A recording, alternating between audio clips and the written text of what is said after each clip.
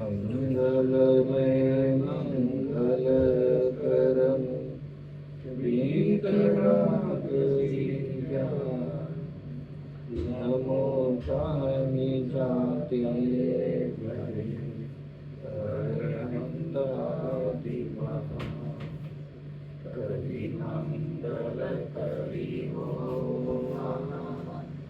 ग्रंथकरण जाते विजय समाज सब हमारे निज प्रजरा हमारे निज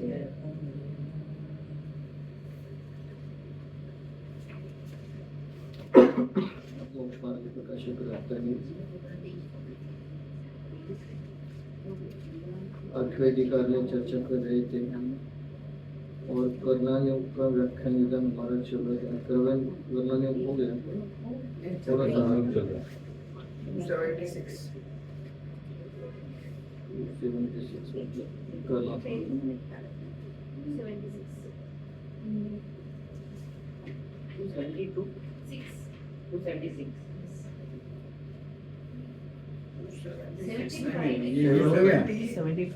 77 पर अभी आया लास्ट टाइम कर्णायोग की भी चर्चा हो गई थी। 77 पर 2 पैराग्राफ है ना, इसी चर्चा कर रहा हूँ। 76 का लास्ट पैराग्राफ है, वहां से पढ़ना शुरू करते हैं फिर आगे बढ़ते हैं। तथा कर्णायोग सम्यक दर्शन ज्ञान चरित्र आदि धर्म का निरूपण कर्म प्रकृति के उपशमादि की अपेक्षा सहित सूक्ष्म शक्ति जैसी पाई जाती है वैसे गुणस्थानादि में निरूपण करता है। सम्यक दर्शन के विषयभूत जीवादिकों का भी निरूपण सूक्ष्म भेदादि सहित करता है। यहाँ कोई कर्णायोग के अनुसार आप उद्यम करे तो हो नहीं सकता। कर्णायोग में तो यथार्थ पदार्थ बतलाने का मुख्य प्रयोजन है, आचरण कराने की मुख्यता नहीं है। इसलिए यह तो चरणायोगादि के अनुसार प्रवर्तन करे, उससे जो कार्य होना है वह स्वयं ही होता है। जैसे आप कर्मों के उपशमादि करना चाहे तो कैसे होंगे? नहीं आगे का नहीं होना चालू नहीं रहा है। 274 आपका लास्ट पैरा देखो। कल अपन ने करने को कर्णायोग चालू करना है। हाँ, शुरू करना है। कर्णायोग स्टार्ट करना। 274 का ये लास्ट पैरा है ना। कर्णायोग ये हो गया तो पूरा नहीं हो गया। थोड़ा वो अपन जो कैसे राजा ने कर्णायोग का ग्वालियर का हो गया, ग्वालियर उसके बाद वो राजा ने ये रखा है, वो तो 5 लब्धियों का स्वरूप। अभी तथा कितनी पुरुषों ने पुत्राधिक प्राप्ति के अथवा वहां से हम लोग लेने का कर्णायोग का 1-2 पैराग्राफ हो गया है मुझे लगता है। 2 पहले पैराग्राफ है तेरा। हां फर्स्ट पैराग्राफ है तेरा। तो सेकंड से ले लो फटाफट। हां सेकंड से पहले से पहले कर्णायोग के व्याख्यान विधान को शुरू से। परफेक्ट। अब कर्णायोग में किस प्रकार व्याख्यान है सो कहते हैं, जैसा केवल ज्ञान द्वारा जाना वैसा कर्णायोग में व्याख्यान है। तथा केवल ज्ञान द्वारा तो बहुत जाना, परंतु जीव को कार्यकारी जीव कर्मादि का व त्रिलोक आदि का ही निरूपण इसमें होता है तथा उनका भी स्वरूप सर्व निरूपित नहीं हो सकता। कर्णायोग का व्याख्यान 75 स्टार्ट। कर्णायोग स्टार्टिंग कर्णायोग 8वां अधिकार गुजराती में तो एक नीचे पे वो हिंदी का अलग बुक है। हिंदी तो अलग से हिंदी में वैसे अलग अलग है। इन बुक अलग है। प्रयोजन है उससे पहले कर्णायोग व्याख्यान का विधान। आप लोग को तो है ना 275। हां आप लोग का अलग बुक है। ओके आप लोग तथा शुरू से 290 अब कर्णायोग में इस प्रकार व्याख्यान सो कहते हैं, जैसा केवल ज्ञान द्वारा जाना वैसा कर्णायोग में व्याख्यान है। तथा केवल ज्ञान द्वारा तो बहुत जाना परंतु जीव को कार्यकारी जीव कर्मादि का व त्रिलोकादि का भी निरूपण इसमें होता है तथा उनका भी स्वरूप सर्वनिरूपित नहीं हो सकता। इसलिए जिस प्रकार वचन गोचर होकर छद्मस्तक के ज्ञान में उनका कुछ भाव भाषित हो उस प्रकार संकुचित करके निरूपण करते हैं। यहाँ उदाहरण जीव के भावों की अपेक्षा गुणस्थान कहे हैं। वे भाव अनंत स्वरूप सहित वचन गोचर नहीं है। वहाँ बहुत भावों की एक जाति करके 14 गुणस्थान कहे हैं तथा जीवों को जानने के अनेक प्रकार है। वहाँ मुख्य 14 मार्गना का निरूपण किया है तथा कर्म परमाणु अनंत प्रकार शक्ति युक्त हैं। उनमें बहुतों की एक जाति करके 8 व 148 प्रकृतियां होती हैं तथा त्रिलोक में अनेक रचनाएं हैं। वहाँ कुछ मुख्य रचनाओं का निरूपण करते हैं तथा प्रमाण के अनंत भेद है। वहाँ संख्यात आदि 3 भेद व इनके 21 भेद निरूपित किए हैं। इस प्रकार अन्यत्र जानना। ये हमारा हो गया था। अब आगे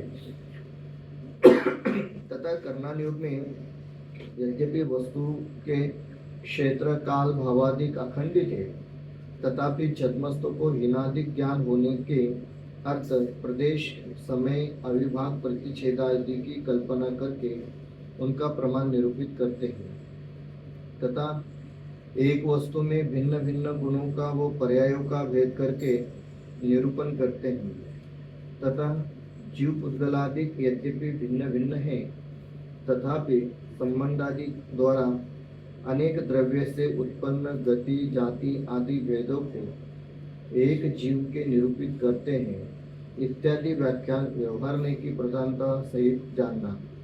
क्योंकि व्यवहार के बिना विशेष नहीं जान सकता तथा कहीं निश्चय वर्णन भी पाया जाता है।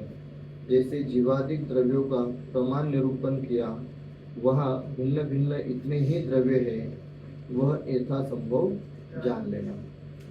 कहते हैं कर्णानुयोग में यद्यपि वस्तु के क्षेत्र काल भावादिक अखंडित है मतलब कहीं खंड नहीं है फिर भी छद्मस्तों को समझाने के लिए उसके भेद करके निरूपण करते हैं। अब वो भेद करके निरूपण करते समय क्या करते हैं तो कहते हैं प्रदेश भेद करते हैं समय भेद करते हैं अविभाग प्रतिच्छेद का भेद करते हैं। ऐसी कल्पना करके उनके प्रमाण निरूपित करते हैं मतलब उनकी संख्या निरूपित करते हैं। जैसे विचार किया जाए तो लोकाकाश अखंडित है आकाश द्रव्य अखंडित है। अब आकाश में लोकाकाश और अलोकाकाश कहना ये प्रदेश की अपेक्षा से आकाश द्रव्य के भेद करना हुआ। तो कर्णानुयोग की अपेक्षा से आकाश द्रव्य अखंडित है परंतु हम जीवों को समझ में आवे इसके लिए उसके 2 भेद कर दिए। सो ऐसे ही समय तो काल द्रव्य का नाम है और काल द्रव्य अखंडित है परंतु काल द्रव्यों को समझना संभव नहीं है तो उसके भेद कर देते हैं समय। अभी समय भी समझ में नहीं आ रहा है तो 1 मिनट 2 मिनट 10 दिन 20 दिन 50 दिन ऐसे भेद करके आगे बढ़ते हैं। फिर अविभाग प्रतिच्छेद आदि की कल्पना करके समझाते हैं। कर्मों की संख्या समझ में नहीं आती है तो अविभाग प्रतिच्छेद आदि की कल्पना करके निरूपण करते हैं तथा एक वस्तु में भिन्न भिन्न गुणों का वो पर्यायों का भेद करके निरूपण करते हैं। वस्तु तो एक ही है परंतु एक होने पर भी उसमें भिन्न भिन्न गुणों का और पर्यायों का निरूपण करते हैं। तो आत्मा तो अखंड है, अखंड होने पर भी हम कहते हैं अनंत गुणों का पिंड है।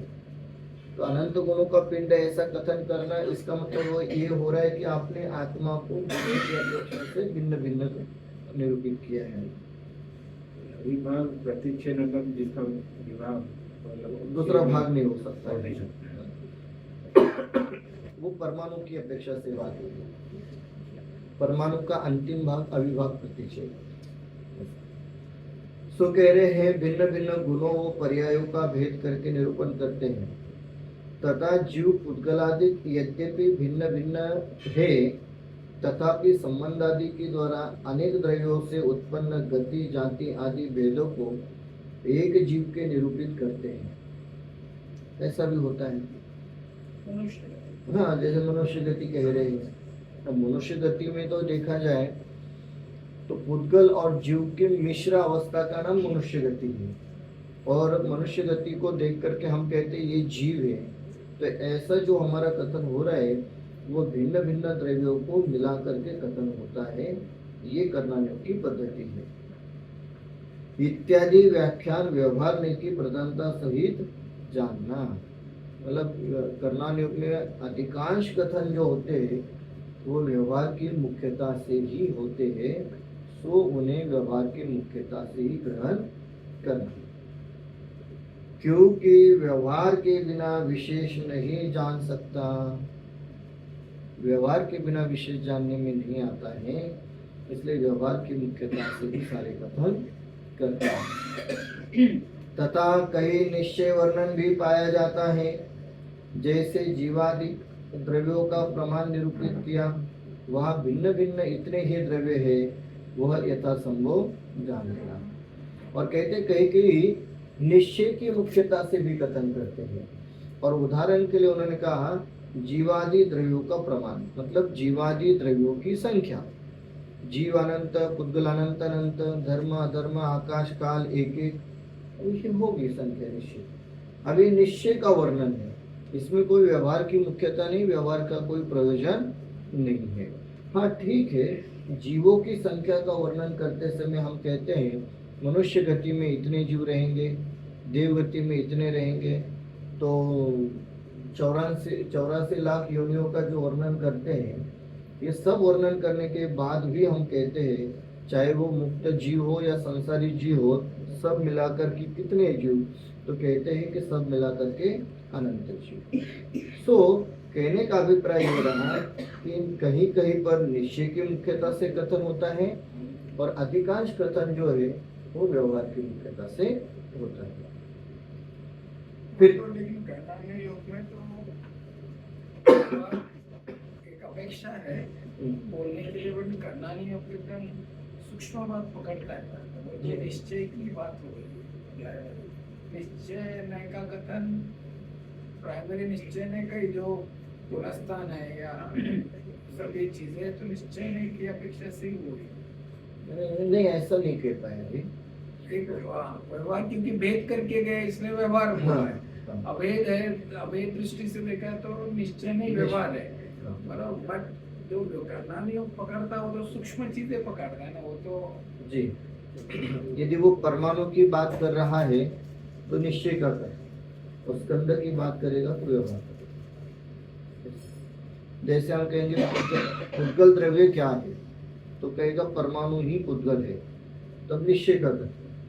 और जो जो दिखता है वो सब पुद्गल है, वो व्यवहार करता है। बिल्कुल सूक्ष्म वर्णन कर रहा है, सूक्ष्म बातों को देख रहा है, परंतु उसमें मुख्यता क्या है, प्रयोजन क्या है, उसके अनुसार उसका तो वही अपेक्षा है। सूक्ष्म पकड़ रहा है कर्णानुयोग, लेकिन एक अपेक्षा से देखा है तो उसको व्यवहार कहा जाएगा।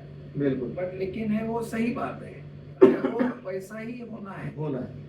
गुणस्थानों में भाव जिस तरीके से होना है वो वैसे ही होना है, वैसे बट वो व्यवहार का कथन व्यवहार करा का जा रहा है। कथन। हाँ, ऐसा हो रहा है, बिल्कुल व्यवहार का मिक्स हो रहा है। क्योंकि व्यवहार का कथन वैसे देखा जाए तो सही बात नहीं है। वो व्यवहार का कथन बोला तो व्यवहार है, तो वो निश्चय नहीं है, ऐसा बराबर। है ना। हुआ क्या है कि कर्णानुयोग ने जीव के चतुर्थ गुणस्थान के भावों का वर्णन जैसे कि तैसे किया, परंतु हुआ ये कि जो भावों का वर्णन करता रहा कर्णानुयोग, तो सारे ही भावों को वो पकड़ नहीं पाया। बिल्कुल सूक्ष्म वर्णन किया पर सबका वर्णन नहीं कर पाया, इसलिए उसका जो भी कथन रहा वो सारा कथन व्यवहार कथन है। क्यों? क्योंकि कथन की मर्यादा है, और कथन की मर्यादा और भावों की कोई मर्यादा नहीं है। तो अनंत भावों को, असंख्यात भावों को शब्दों में यदि आपको बांधना है तो वो व्यवहार ही होने वाला है। ग्रुप के पैराग्राफ हाँ, जो आया था, हाँ, हाँ जैसे एक अलग अलग एक ग्रुप कर करके उन्होंने बिल्कुल, उसका जैसे लेशादी का वर्णन करते हैं तो लेशादी में क्या है? बांटा है कितनी आसन क्या हाँ हाँ, बहुत प्रकार के भाव हो रहे हैं, उन बहुत प्रकार के भावों को 6 लक्ष्यों में दिखाने का प्रयास कर रहे हैं। तो इस अपेक्षा से फिर वो व्यवहार में जाते हैं। जबकि बात निश्चय की है या सही बात यथार्थ बात है, यथार्थ बात है। यथार्थ है, फिर भी वो व्यवहार करते चले जाते हैं। फिर आगे कहते हैं तथा करनाल योग में जो कथन है वे कितने ही तो छद्मस्त के प्रत्यक्ष अनुमानादि गोचर होते हैं तथा जो न हो उन्हें आज्ञा प्रमाण द्वारा मानना। जिस प्रकार जीव उद्गल के उद्गल के स्थूल बहुत कालस्थायी मनुष्यादि पर्याय व घटादि पर्याय निरूपित की, उनके तो प्रत्यक्ष अनुमानादि हो सकते हैं, परंतु प्रति समय सूक्ष्म परिणमन की अपेक्षा ज्ञानादित्य व स्निग्ध वृक्षादि के अंश निरूपित किए हैं वे आज्ञा से ही प्रमाण होते हैं, इस प्रकार अन्यत्र जानना। कह रहे करनाल योग में जो कथन है वे कितने ही तो छद्मस्त के प्रत्यक्ष और अनुमानादि गोचर होते हैं। ना सामान्य जीवों को, छद्मस्त जीवों को ऐसे बहुत सारे कथन हैं जो उसके अनुमान में आते हैं, प्रत्यक्ष अनुभव में आते हैं। तो कहते हैं उन्हें तो जैसे के तैसे स्वीकार करना है तथा जो न हो उन्हें आज्ञा प्रमाण द्वारा मानना। कुछ ऐसे भी हो कि जो हमारी पकड़ में नहीं आते हैं, तो जो हमारी पकड़ में नहीं आते हैं फिर उन्हें आज्ञा प्रमाण द्वारा मानना। जिस प्रकार जीव उद्गल के स्थूल बहुत काल स्थायी मनुष्यादि पर्याय वो घटादि पर्याय निरूपित की, उनके तो प्रत्यक्ष अनुमानादि हो सके। जीव और पुद्गल के कुछ स्थूल पर्यायों का वर्णन शास्त्रों में आता है, तो वो सारी पर्याय प्रत्यक्ष गोचर भी है और अनुमान से भी उनका अनुमान हो सकता है, परंतु प्रति समय सूक्ष्म परिणमन की अपेक्षा ज्ञानादित्य व स्निग्ध वृक्षादि के अंश निरूपित किए हैं वे आज्ञा से ही प्रमाण होते हैं। मतलब बहुत सारे ऐसे हम कहते हैं ना परमाणु है, हम परमाणु को तो आज्ञा प्रमाण से ही स्वीकार करना पड़ेगा, क्योंकि परमाणु कहीं पर भी जानने में आने वाला नहीं है। इस प्रकार अन्यत्र जाना, मतलब एक प्रकार से ये करनाल योग के व्याख्यान विधान में हमें ये दिखाया जा रहा है, ये समझाया जा रहा है कि शास्त्र पढ़ते समय किस विधि से हमें शास्त्र पढ़ने हैं। तो ऐसा होता है ना, डॉक्टर के पास गए हैं दवाई लेने के लिए और वो जो भी दवाई दे रहे हैं हम उन दवाई के बारे में जानकारी ले रहे हैं, ठीक है। तो कुछ दवाई के बारे में तो डॉक्टर सामने से कहता है, कुछ दवाइयों की जानकारी हम खुद लेते हैं और कुछ दवाई के लिए डॉक्टर कहता है आपको ठीक होना है तो मैं कह रहा हूँ ऐसा हो। बस वही वाली बात है। जहाँ जहाँ प्रत्यक्ष प्रमाण से निर्णय हो रहा है स्वयं करो, अनुमान से निर्णय करने का प्रयास करो और अंततः आज्ञा प्रमाण स्वीकार करो। आज्ञा प्रमाण है ना, डाउट क्या आता है, अभी आज्ञा प्रमाण स्वीकार करना है। अभी आज शास्त्र जी लिख के 2000 साल और 2000 साल बाद इतना मिक्स हो रहा है सर, जब वो शास्त्र जी जाएंगे मिक्स होके वो बोलेंगे ये ऐसी आज्ञा की है जो सच्ची नहीं है। वैसे अभी भी अपने पास जो ये 2000 साल पहले लिखा वाला वही सही आया है, इसका क्या अनुमान है? ये आज्ञा ऐसी है, ये ऐसा आज्ञा का विश्वास नहीं है, आज्ञा को मानना ऐसा नहीं है, बट जो 2000 साल पहले लिखा हुआ शास्त्र भी अपने पास वैसे ही आया, इसका शाश्वती क्या है? बराबर, क्योंकि आज्ञा प्रमाण मानना है। आज्ञा अपने को कहाँ से मिलेगी? जिनवानी से मिलेगी। आज जो अपने पास है अवेलेबल, बराबर, ये भाव में पंचम काल में अपने को जिनवानी से मिलने वाली, तो बट यही आज्ञा सही है या कहीं कुछ इसको मिक्स नहीं किया है किसने, ऐसा क्यों नहीं हो सकता? हो सकता है। इसका बहुत सुंदर वर्णन टोडरमल जी साहब ने पहले अधिकार में किया था। सब परीक्षा प्रदान हो सकते हैं। वाचने पढ़ने सुनने योग्य शास्त्र जब दिए थे कर्णयोग में परीक्षा प्रदान नहीं कर पाएंगे, बाकी दूसरी जगह थोड़ा कर पाएंगे। कर्णयोग में तो थोड़ा नहीं, हर जगह नहीं करना। आगे प्रमाणिक करना पड़ेगा, क्योंकि वो वो तो वो अनुमान वो गोचर सुमेरु नहीं है, पर्वत वो सही है। का हाइट बोलेंगे तो क्या उसको क्या बराबर। ये सब? सब ऐसे ही मानना पड़ेगा कि जो कहा वही सही है। तो वो कहाने का एक बेसिस सही है कि नहीं, ये मैं पूछा बराबर। क्योंकि इतने साल हो गए शास्त्री जी कहाँ आज तीर्थंकर की वरना है वाणी ना, नहीं अभी एग्जाम्पल अगर सही पढ़ना है सब लोग ट्रांसलेट नहीं करते तो षटखंडानम जो है एग्जाम्पल बता दो जो अवेलेबल है या धवला वो वगैरह है। अवेलेबल है, उसमें भी किसने कहाँ मिक्स करके क्यों नहीं दिया, ऐसा क्या देखिए बहुत सी बेसिक प्रश्न है वो तो सब शास्त्रों के लिए फिर डाउट आएगा। हाँ, वही जी, बात। जी, बिल्कुल। बहुत बहुत प्रश्न वैलिड है कि हम लोग देखो श्रद्धा नहीं है ऐसी बात है, पर खोज करना भी तो जरूरी है, वो भी तो हमारा कर्तव्य है, क्योंकि आगे भविष्य में कोई मिक्स वाला आज इतने शास्त्री जी अपन देखते हैं जो हाँ। मिक्स वाले आ रहे हैं सब, बिल्कुल जो ऐसा ही सच्ची हुआ था बात नहीं हमारे है। गाँव और में। 100 साल बाद 200 साल बाद जो नेक्स्ट जनरेशन आएगी उनको तो सच्ची बात मिलेगी कि नहीं पता नहीं। पता नहीं। जी। हमारे गांव में एक है, हम्म, ये पुरुषार्थ सिद्धि उपाय लिया था ना संजीव जी ने, हम्म। तो उधर था। हाँ। तो हम गांव में गए थे तो कैसे आए, तो वो एक एक पत्ते का था ना, वो कपड़े में बंधा हुआ। भी देखा तो उसमें अलग था जो होता है ना श्लोक, और अपने में भी अलग था। तो फिर वो जज करना कि ये सही है कि वो सही है, क्या करे। वो मैं बोल रहा हाँ हूँ, वही ऐसा सही ये- बात है। देखिए क्योंकि आज्ञा प्रमाण मानना है आपने आज के अपने भाव में, वो अपन अनुमान लगा नहीं सकते, एक्सपीरियंस तो कर ही नहीं सकते, नहीं कर सकते, और अनुमान की भी हमारी मर्यादा लिमिटेशन है, है, मर्यादा छदमस्त है है, अपन। मर्यादा है, सो नहीं हो सकता है, तो करे क्या। टोडरमल जी साहब ने इस प्रश्न का बहुत सुंदर उत्तर दिया पहले अधिकार में। उन्होंने कहा है कि जहां जहां परीक्षा संभव है वहां परीक्षा करो, बराबर है। जहां परीक्षा संभव नहीं है वहां आज्ञा प्रमाण मानो। ठीक है, अब आज्ञा में क्या आज्ञा मानना है, किसका अनुमान करना है, किसका प्रत्यक्ष करना है, उसमें ऐसा है द्रव्य गुण पर्याय, 6 द्रव्य 7 तत्व 9 पदार्थ और जीव अजीव, इनके बारे में यदि यथार्थ वर्णन है और यथार्थ भाषित होता है प्रत्यक्ष डिस्कनेक्ट और नहीं लग अनुमान रहा से, है, डिस्कनेक्ट नहीं लग रहा है, लॉजिकली चल हाँ। रहा है तो उसको एक्सेप्ट एक्सेप्ट करो।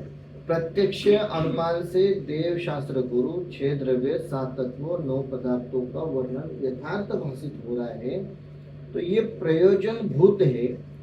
प्रयोजन भूत 7 तत्वों के बारे में यथार्थ वर्णन है, तो ये हमारे लिए प्रयोजन भूत है। इसकी तो प्रत्यक्ष और अनुमान से परीक्षा करो, बाकी के प्रति आज्ञा प्रमाण स्वीकार करो। अब सवाल हमारा ये है कि आज्ञा प्रमाण हम लोग मानते हैं, परंतु ऐसा ही होगा क्या? ऐसी आज्ञा आई है क्या वहां हाँ, से? बराबर। तीर्थंकर के वाणी में ऐसी आज्ञा आई है क्या? इसकी आई है। शाश्वती क्या है? पहले तो लिखा नहीं था ना कभी। जी जी, बहुत बढ़िया। हो सकता है कि ऐसा नहीं भी हो, ऐसा ही हो तो कोई बात नहीं, नहीं हो तो क्या हो, कोई बात क्या नहीं। स्वर्ग है, नरक है, कोई कहेगा, मैं बहुत प्रैक्टिकली बात करूं, हम जैसे शास्त्र में पढ़ते कि 16 स्वर्ग कैसे हैं कि 8 फ्लोर की एक बिल्डिंग है, 8 फ्लोर की एक बिल्डिंग है, उसके ऊपर फिर ऐसे राउंड राउंड में है। उल्टा भी हो सकता है, पहले 16 स्वर्ग राउंड राउंड में हो, ऊपर की बिल्डिंग हो, कोई समस्या नहीं, कैसे भी हो, पर 16 स्वर्ग है, 9 ग्रह के, 9 अनुदेश है और 5 अनुत्तर है, उसके आगे मोक्ष है, इतना जानना जरूरी है। बेसिक प्रिंसिपल जानना है। ये जरूरी है, बेसिक प्रिंसिपल जानना है। बिल्कुल। उसमें भी ऐसा हो सकता है, रचनात्मक रूप से कभी कभी अन्यथा कथन हो, या कभी वर्णन में भी अन्यथा कथन हो सकता है। 9 ग्रेवेक और 9 अनुदिश, आपको पता है 16 स्वर्ग और 14 स्वर्ग, पंचकल्याणों में 16 इंद्र रखने या 14 इंद्र रखने हैं। हाँ, इसकी भी चर्चा होती रहती है, अभी भी होती रहती है, उस समय से अभी भी चल रही है, कोई समस्या नहीं। 14 हो 16 हो, स्वर्ग है इंद्र है, इतना बहुत जरूरी। और उससे भी आगे जाकर के कहे ना, इसको बहुत सुंदर एक भागवत पार्ट 2 में 4 गति वाला एक टॉपिक आता है, और 4 गति वाले टॉपिक में बहुत सुंदर वर्णन आता है कि उसमें उन्होंने लिखा है, पाप करेंगे तो उसके फल भोगने का स्थान निश्चित है, ये थोड़ा अन्यथा करके करते हैं लोग, और पुण्य करेंगे तो उसके फल भोगने का भी स्थान अलग है। तो उसमें एक सेंटेंस आता है, जैसे पाप के फल भोगने का स्थान नरकादि गति है, ऐसे ही पुण्य के फल को भोगने का स्थान स्वर्गादि गति है, उसे ऊर्ध्व गति कहते हैं। और फिर आगे चल करके देवगति का वर्णन उसमें आता है। बहुत सिंपल लॉजिक ये है, अच्छा करेंगे तो उसका भी फल भोगना है, बुरा करेंगे उसका भी फल भोगना है, और अच्छा बुरा नहीं करेंगे तो उसका भी फल भोगना है। बुरा करेंगे तो शास्त्र की भाषा में एक नरक नाम की व्यवस्था है, अच्छा करेंगे तो पुण्य का फल भोगने का स्थान देवगति है, और दोनों भाव नहीं करेंगे तो इसका फल भोगने का नाम मोक्ष है। इससे आपने कहा अभी जैसे 2 सूर्य है, जैनिज्म के हिसाब से 2 सूर्य है, लेकिन 2 सूर्य है या 1 सूर्य है, फर्क नहीं गिरा। आज्ञा में 2 सूर्य आपने को बोला है, आपने मान लिया है, श्रद्धा है, पूरी है, बराबर। लेकिन 2 सूर्य है या नहीं है, इवेंचुअली फर्क नहीं गिरता कि वो प्रयोजन को नहीं है, वो फर्क नहीं गिरता आपके लाइफ, अपने जीव का जो अंतिम है। लेकिन प्रयोजन भूत चीजें में कहीं कहीं आज्ञा आती है ना, जरूरी नहीं है प्रयोजन भूत में भी। अभी ऐसे करना नहीं हो कि अपने को बातें हैं, अभी 7 तत्व है, आश्रव बंधन सब जो है, आश्रव बंधन का जो स्वरूप है, ये करना नहीं योग में भी आया, वो भी प्रयोजन भूत जानना जरूरी है। वो अपने आज अपन उसको एक्सपीरियंस नहीं कर सकते, तो उसको आज्ञा अनुसार ही मानना पड़ेगा। तो फिर क्या करें जी, उससे आज्ञा अनुसार मानना है, परंतु आज्ञा की श्रद्धा बने। देखिए प्रश्न क्या है आपका कि कर्म की अपेक्षा से जो 7 तत्वों का वर्णन है, 7 तत्व तो प्रयोजन भूत है, और कर्म की मुख्यता से जब 7 तत्वों का वर्णन होगा तो क्या ऐसा ही वर्णन है या ऐसी ही आज्ञा है, इसकी भी तो परीक्षा होनी चाहिए। आज्ञा ऐसी ही है या नहीं, इसका क्या प्रमाण? तो बहुत सिंपल है, उसमें मूल प्रयोजन को ध्यान रखना है। मूल प्रयोजन क्या है? यदि भावों की शुद्धता रहेगी तो कर्म बंधन नहीं होगा। इतना सिंपल सा लॉजिक है, लॉजिक लगा रहे हम लोग, ठीक है। मतलब ऐसा है ना, हम हमारे ही घर में बैठे रहे तो बाहर की धूल मिट्टी नहीं लगेगी, उस लॉजिक से हम लोग चलते हैं। थोड़े बाहर गए तो थोड़ी धूल मिट्टी, और ज्यादा बाहर गए तो और ज्यादा धूल मिट्टी।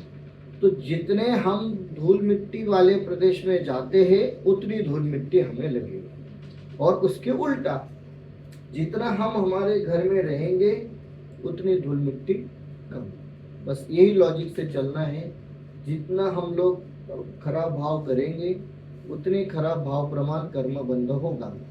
शास्त्र की भाषा में, हमारी भाषा में, लॉजिक की भाषा में कहे तो यदि हम खराब भाव कर रहे हैं तो कुछ ना कुछ उसका खराब फल मिलना है, क्योंकि एक्शन रिएक्शन का नियम तो ये शाश्वत है, ये प्राकृतिक नियम है, ये किसी ने बनाया नहीं है। तो एक्शन रिएक्शन के हिसाब से यदि हमारा एक्शन ही रॉन्ग है तो रिएक्शन रॉन्ग होगा ही है, और एक्शन यदि अच्छा है तो उसका रिएक्शन भी अच्छा होना है, और एक्शन भी नहीं और रिएक्शन भी नहीं है तो कुछ नहीं होना है। तो ऐसे ही अच्छे भाव के तो अच्छा फल मिलेगा। अब अच्छा फल मिलने पर कहाँ रहेंगे वो एक अलग बात है, और अनुमान ही लगाना है तो अनुमान लगा सकते हैं। ये जो क्यों बातें आ रही है कि आज्ञा अनुसार बहुत सारी चीजें प्रयोजन चौथे गुण स्थान में संरक्षण होता ही नहीं है, ये जो करना है। लेकिन अब लॉजिकली जब अपन देखते हैं तो लगता है कि चौथे गुण स्थान में संरक्षण हो सकता है जी। तो अभी कोई शास्त्र जी में लिखा होगा सम्यक दर्शन चौथे गुण स्थान में नहीं होता है, वो कोई अपेक्षा से लिखा होगा जी। यहाँ लिखा है चौथे गुण स्थान में सम्यक दर्शन होता है, तो आज्ञा क्या है?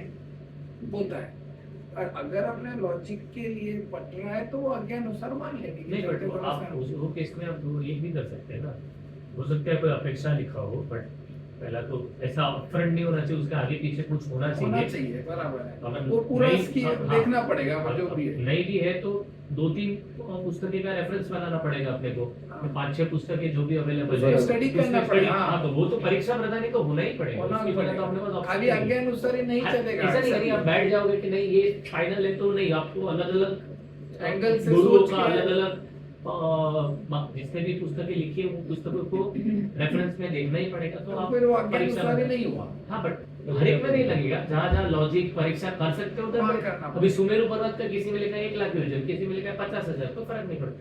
वो तो है, अप्रयोजन चीजें बातें तो हाँ, भूल ही जाओ। हाँ, वो तो पर छोड़ दो। प्रयोजन की अब प्रयोजन में तो आज्ञा आप अप्लाई अनुसार- कर सकते हो, किधर किधर कोई ना कोई रेफरेंस मिलेगा। प्रयोजन में 7 तत्वों का रेफरेंस कितनी पुस्तकों में जी जी मिलेगा? जी प्रयोजनभूत विषयों की चर्चा बहुत सारी जगह होगी, बहुत अनुयोगों में और बहुत शास्त्रों में होगी। जहाँ पर भी प्रयोजनभूत में हमें परीक्षा करनी हो, आज्ञा तो है नो डाउट, पर परीक्षा करनी है तो बहुत सारे शास्त्रों को हम लोग रेफर करें, संदर्भ लेवे, और जहाँ बहुत सारे शास्त्रों में से एक मत हो रहा है तो उसे स्वीकार करना पड़ेगा, दूसरा कोई मार्ग नहीं। अब एक और अपने प्रत्यक्ष- जी। लॉजिक को भी जम रहा है, मतलब एक फ्लो में जो बोलना रहा है उसी से बैठ रहा बैठ रहा है। है स्कीम आप ऑफ अपना थिंग्स। लॉजिक जी। लगाओ ना, अपने को जी। अल्टीमेटली जीव जुदा जगत जुदा उसमें जो बैठ रहा है बराबर उसको लेके बिल्कुल।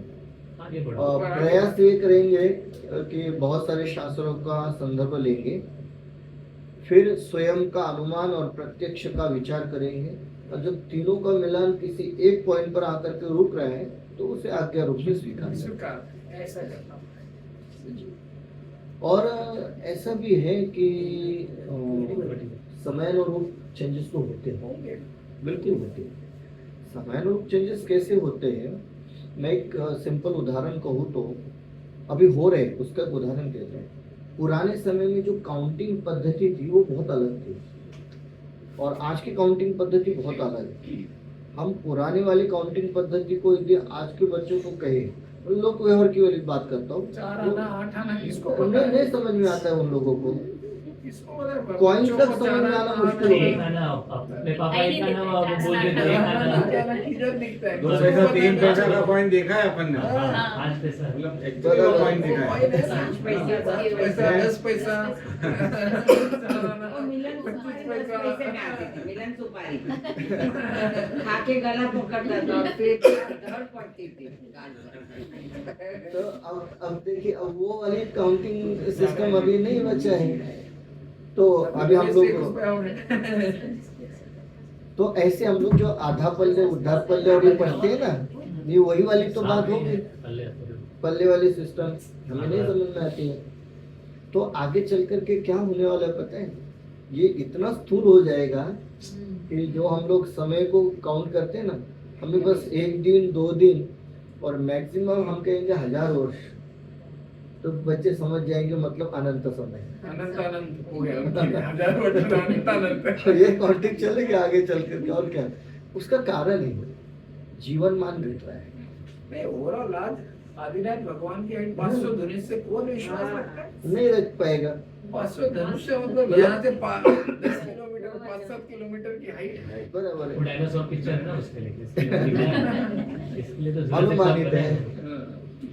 मोटा मोटा ऐसा है कि हम लोग 7 फीट 8 फीट की हाइट की कल्पना कर पाते हैं, इससे ज्यादा नहीं कर पाते, हाँ। और आगे चल करके यही अनुमान 5 फीट पर आने वाला है। तो ऐसे ऐसे घटना बढ़ना होता रहेगा, पर इसमें से मूल बात यह है कि कुछ बातें अप्रयोजनभूत है, उन्हें तो चलो ठीक है, आज्ञा मान करके स्वीकार करेंगे, परंतु जो बातें प्रत्यक्ष और अनुमान से प्रमाणित हो सकती है, भले ही वो आज्ञा की है, तो भी उन्हें हमें प्रत्यक्ष और अनुमान से परीक्षा करके स्वीकार करना चाहिए। तीसरी बात, रोहित भाई की कथन से ये बात सामने आई कि हमारा कर्तव्य है। कर्तव्य ये है कि यदि वर्तमान में कहीं हमें कुछ आज्ञाओं में गड़बड़ी नजर आ रही है, उसके स्वीकार में या स्वीकार कराने में, तो उसमें हमें हमारी ओर से सावधानी रखनी है कि ऐसी कोई आज्ञा जो शास्त्रानुकूल नहीं है वो आगे न चल पाए, इसके लिए प्रयास करें। या फिर जो वस्तु स्वरूप से मिलान करने वाली आज्ञा प्रत्यक्ष और अनुमान से प्रमाणित हो रही है उसका जोरदार प्रचलन करें। दूसरों को रोक नहीं सकते तो वही वाली बात है, दूसरों की लाइन हम लोग छोटी नहीं कर सकते तो अपनी बढ़ा दो तो उसके अपने आप छोटी हो जाए। यहाँ अपेक्षा सच्चा तत्व भविष्य में सबको मिले, इतनी सी अपेक्षा, बाकी इससे अधिक नहीं। हमें किसी के प्रति ना राग है ना द्वेष है। और देखिए प्रत्यक्ष में इसका जीवंत उदाहरण है हमारे पास। स्वामी जी ने क्या किया, कुछ ने ऐसी जगह जाकर के बैठे जहाँ आने जाना भी मुश्किल था। सोनगढ़ ऐसी जगह है, वो तो चलो टिकट स्टेशन है, थोड़ा नजदीक, वो अलग बात हो गई, पर ऐसे जगह जाकर के बैठे जहाँ कोई नहीं आ जा सकता था। वहां बैठ करके उन्होंने जो शास्त्र में लिखा है वो पढ़ना शुरू कर दिया। ना किसी को ये कहा कि आप मेरे पास आकर के सुनिए, ना किसी को ये कहा कि आप आना बंद करिए। आना है तो आओ, नहीं आना है तो नहीं आओ, हम हमारा काम करते रहेंगे। और ये करते करते करते इतनी शुद्धता और इतनी शुद्धता का प्रचार प्रसार हो गया। बस ऐसे हम लोगों को करना है और ये कर्तव्य भी है हमारा, नहीं तो थोड़ा परीक्षा प्रदानी होना आवश्यक में जो उनके शास्त्र जी है उसमें ये सब चीजें लिखी है जो उनके हिसाब से देखा जाए तो ये आज्ञा अनुसार उनके लिए होगा। जी जी जी, तो वो शास्त्र उनके शास्त्र स्वर्ग नहीं का आता है वर्णन ना। जो बोलते हैं तो वो हमारे उनके लिए इसमें 16 स्वर्ग बोलते हैं, लेकिन अन्य मत में वो 7 स्वर्गीय है बोलते हैं।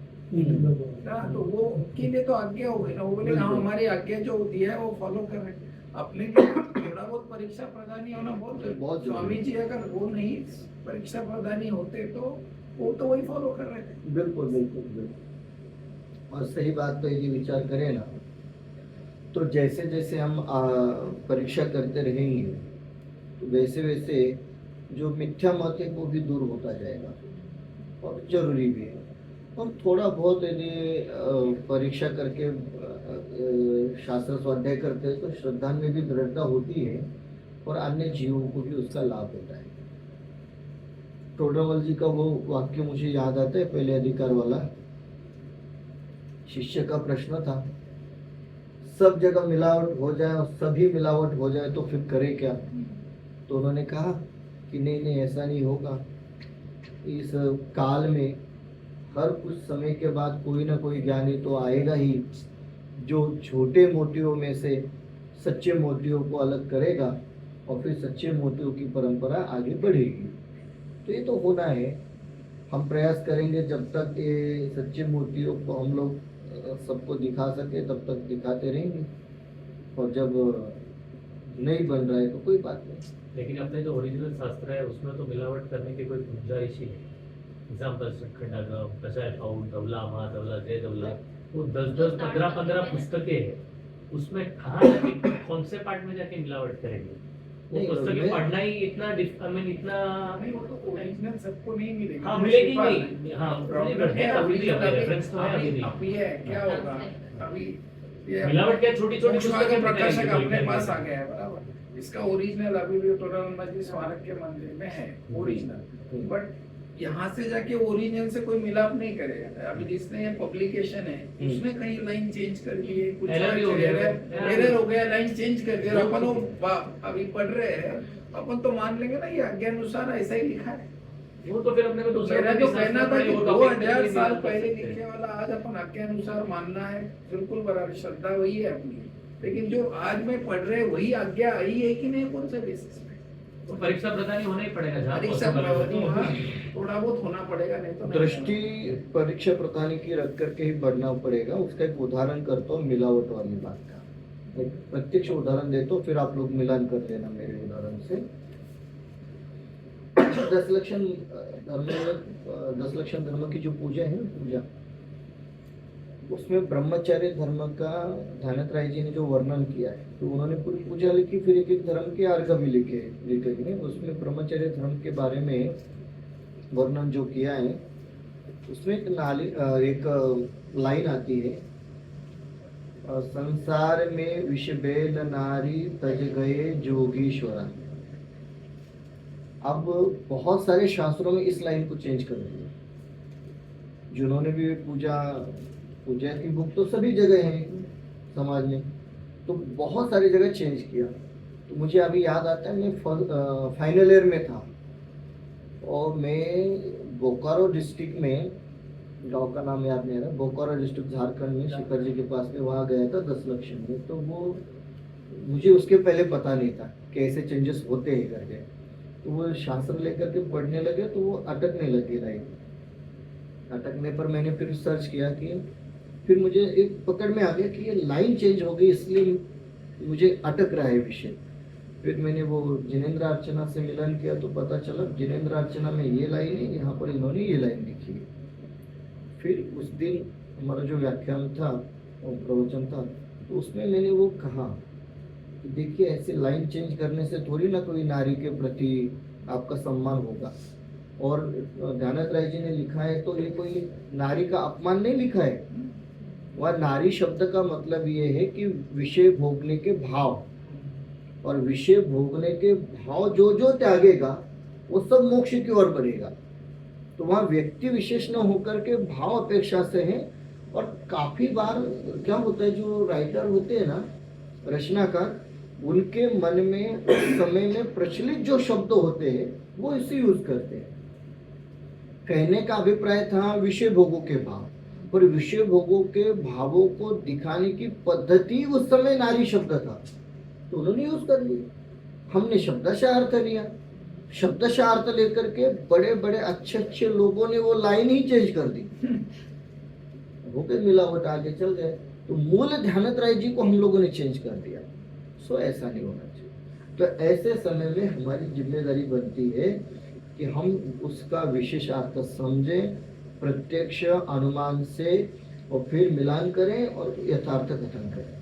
अब जिसको मानना है वो माने, नहीं माने वो अलग बात है, पर जब तक यथार्थता आगे नहीं प्रस्तुत करेंगे लोगों को भी समझ नहीं। लॉजिक इसलिए लगाना जरूरी है, प्रत्यक्ष अनुमान भी नहीं हो पाएगा, लेकिन आपके ओवरऑल लॉजिक में बहुत सारी चीजें आ जाती है। समस्त के बस की बात नहीं है। नहीं एक अलग समस्त है ना। तो कहने का अभिप्राय है, इस प्रकार से हम लोगों को विशेष ध्यान रखना चाहिए शास्त्र पढ़ते, सुनते, लिखते समय। और डॉक्टर साहब ने भी बहुत सारे ये जो इसका संपादकित्व किया ना, मोक्षमार्ग प्रकाश ग्रंथ का, तो इसमें भी उन्होंने बहुत सारे शब्द जो थे उस समय के प्रचलित भाषा के, उन शब्दों को रिप्लेस करके दूसरे शब्द लिए, या फिर वो शब्द रखना बहुत जरूरी थे तो रखे, फिर ब्रैकेट में रखे। ऐसा हुआ है और होता है, परंतु मूल भाव मिस नहीं होना चाहिए। दस लक्षण पूजा में वो भी आता है ना, चिकन मिश्र स्वाद मिला है, गंध सो पूजो श्री जिंद्रा। नहीं, इसमें आता है कि पंच परम गुरु हो जाए, तो चिकन मिश्र वो जरा मेरे को जब पढ़ ऐसा लगता है चिकन। अभी आजकल के बच्चे क्या समझेंगे, तो चिकन यानी घी, उनका चिकन यानी घी, पर अपन में एकदम पढ़ते तो जरा अपभ्रंश होता है ना, अपभ्रंश होता है भाषाओं में। और क्या होता है, लेखक जिस एरिया के हो, जिस एरिया के, उस एरिया के बिल्कुल प्रभाव तो होता है। और होता क्या है, बोलचाल की भाषा में जो शब्द हमारे जबान पर रहते हैं ना, हम लोग उससे बहुत इजीली यूज करते हैं। आजकल हिंदी का हिंदी नहीं रही, तो यूज बिल्कुल। सो ऐसा होता है, फिर ऐसा तो होना ही है, होता रहेगा। बात इतनी सी है कि ज्ञानियों को उसमें से शुद्ध मोतियों को चुनना आना चाहिए। वो आता है, मोतियों को चुनते रहेंगे और सबको कहते भी रहेंगे। फिर आगे बढ़ते हैं। तथा करनान योग में छद्मस्तों की प्रवृत्ति के अनुसार वर्णन नहीं किया है, केवल ज्ञान गम्य पदार्थों का निरूपण है।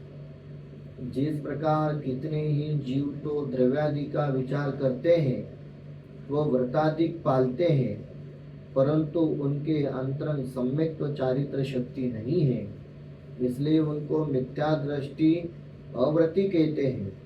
तथा कितने ही जीव द्रव्यादिक के वो व्रतादिक के विचार रहित है, अन्य कार्यों में प्रवर्तते हैं, वो निद्रादि द्वारा निर्विचार हो रहे हैं, परंतु उनके सम्यक्वादी शक्ति का सद्भाव है, इसलिए उनको सम्यक्वी व्रती कहते हैं। और बस यही पर गड़बड़ हो जाती है। करनाल योग यथार्थ वर्णन करता है, करनाल योग केवल ज्ञान गम्य वर्णन करता है। यदि कोई जीव व्यापार धंधे में उलझा हुआ है, बहुत सिंपल प्रैक्टिकल उदाहरण कहता हूँ, यदि भरत चक्रवर्ती को देखे तो कोई भी जीव कहेगा कि बहुत बड़ा संसारी जीव है। भगवान की दिव्य ध्वनि सुनना छोड़ करके हमारी भाषा में हम लोग लेबल लगा देते ना, बड़ा पापी है।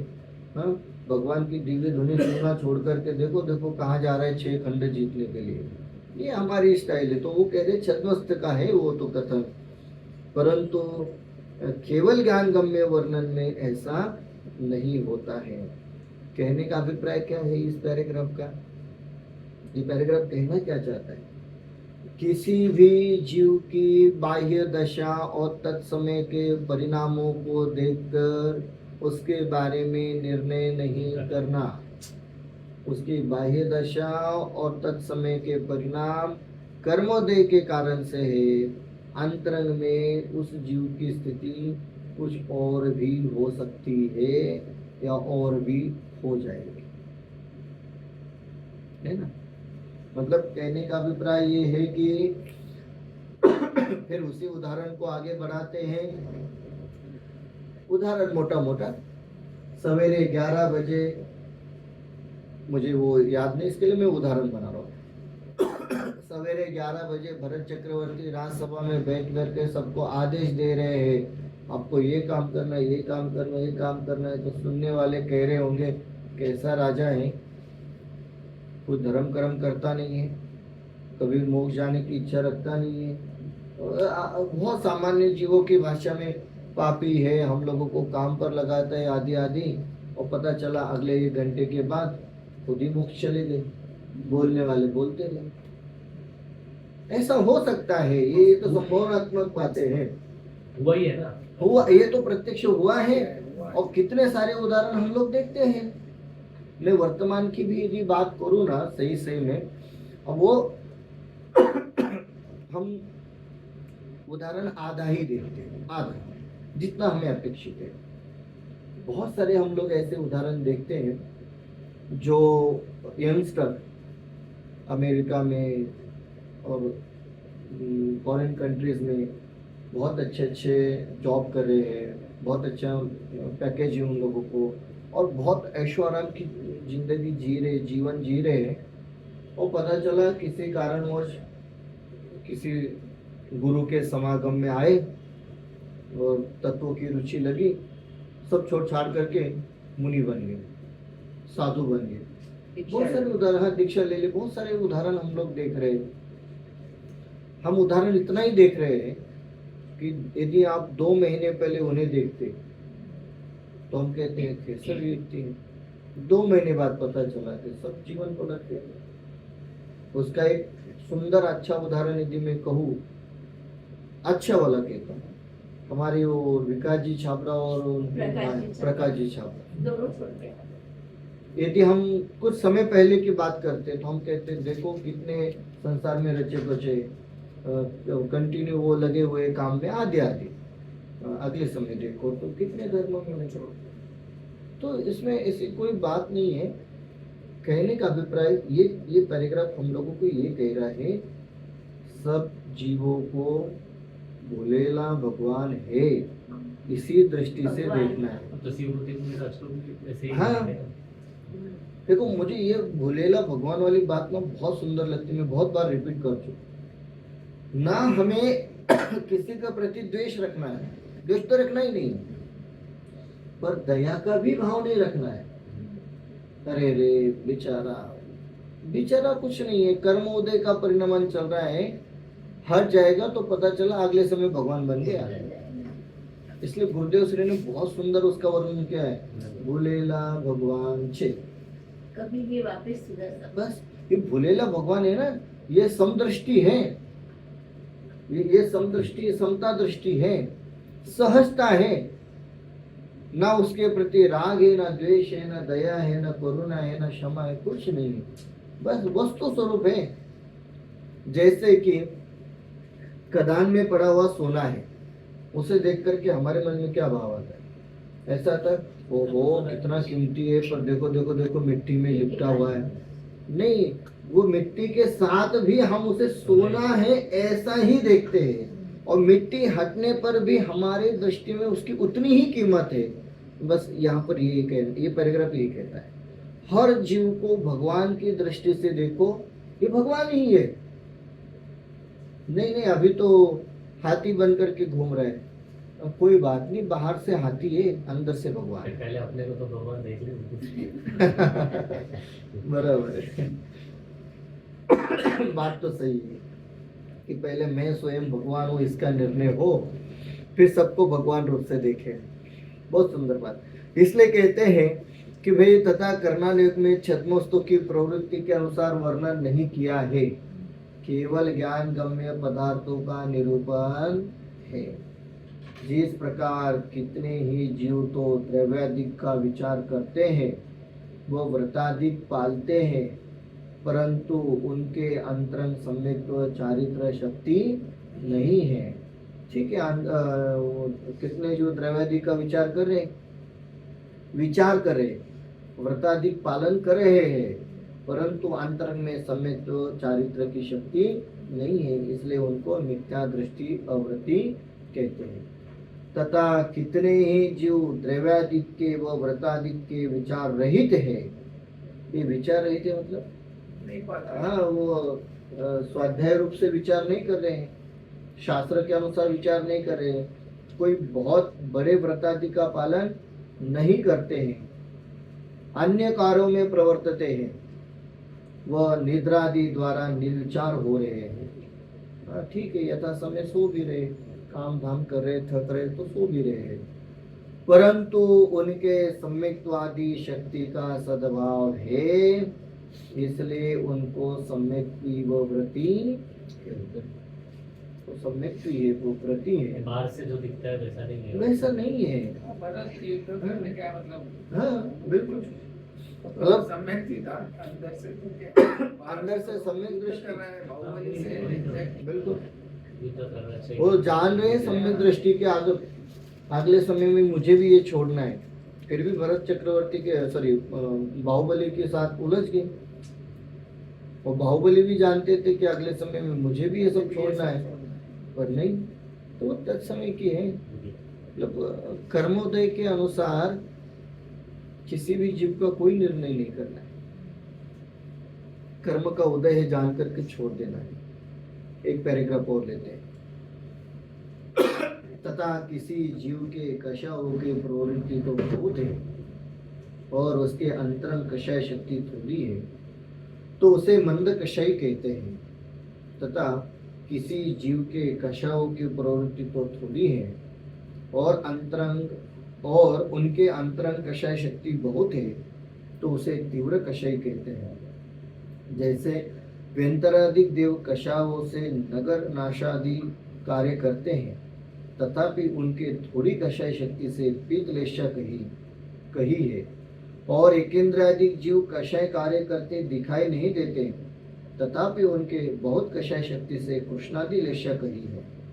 तथा सर्वार्थ सिद्धि के देव कषाय रूप थोड़े प्रवर्तते हैं, उनके बहुत कषाय शक्ति से असंयम कहा है, और पंचम गुणस्थानवर्ती व्यापार अब्रह्मादि कषाय रूप कार्य बहुत प्रवर्तते हैं, उनके मंद कषाय शक्ति से देश संयम कहा है। इसी प्रकार अन्यत्र जानना। बहुत सुंदर पैराग्राफ है। अंतरंग की शक्ति क्या है उसके अनुसार उसका वर्णन होगा। ये देवगति वाला उदाहरण तो बड़ा सुंदर है। एक ही उदाहरण दो प्रकार से दिया है। क्या कहते हैं, किसी जीव के कषायों की प्रवृत्ति तो बहुत है, और उसके अंतरंग कषाय शक्ति थोड़ी है। बाह्य में प्रवृत्ति ज्यादा है, अंतरंग की शक्ति कम है, तो उसे मंद कषाय कहते हैं। तथा किसी जीव के कषायों की प्रवृत्ति तो थोड़ी है और उनके अंतरंग कषाय शक्ति बहुत है, तो उसे तीव्र कषायी कहते हैं। दोनों के दो उदाहरण। वेंतराधिक देव कषायों से नगर नाशादि कार्य करते हैं, तथापि उनके थोड़ी कषाय शक्ति से पीतलेशा कही। ये कौन सी थोड़ी कषाय? सामान्य जीवों की अपेक्षा। सामान्य जीवों की अपेक्षा से इन वेंतरादि की जो कषाय है वो थोड़ी है, इसलिए वहां पर उन्हें पीतलेशा कही है। और एकेंद्रियादिक जीव कषाय कार्य करते दिखाई नहीं देते, तथापि उनके बहुत कषाय शक्ति से उष्णादि लेशा कही है। ये करते नहीं है कोई कषाय भाव एकेंद्रीय जीव, पर अंतरंग शक्ति पड़ी है तो उन्हें कृष्णलेशा कहे। तथा सर्वार्थ सिद्धि के देव कषाय रूप थोड़े प्रवर्तित है। इनके कषाय की प्रवृत्ति तो बहुत थोड़ी है, उनके बहुत कषाय शक्ति से असंयम का। अब ये कौन सी बहुत कषाय हुई, जबकि वेंतरों में कम कही? वो व्यक्तता वाली बात थी, यह शक्ति की बात हो रही है। और शक्ति में ये है कि सर्वार्थ सिद्धि के देवों के एक कषाय चोपड़ी का अभाव है, अन्य कषायों का सद्भाव है। उस सद्भाव की अपेक्षा से कहते हैं बहुत कषाय शक्ति होने से असंयम कहा। और पंचम गुणस्थानी व्यापार अब्रह्मादि कषाय रूप बहुत प्रवर्तते हैं। व्यक्तता की अपेक्षा उनके मंद कषाय शक्ति से देश संयम कहा, क्योंकि उन्हें दो कषाय चोपड़ी का अभाव है। इसी प्रकार अन्यत्र जानना। सीधी बात है, लिखा वैसे मत जाओ। हाँ। तो ये कर्णानियों की प्रवृत्ति है। इतना विषय हम लोग लेते हैं, शेष चर्चा आगे।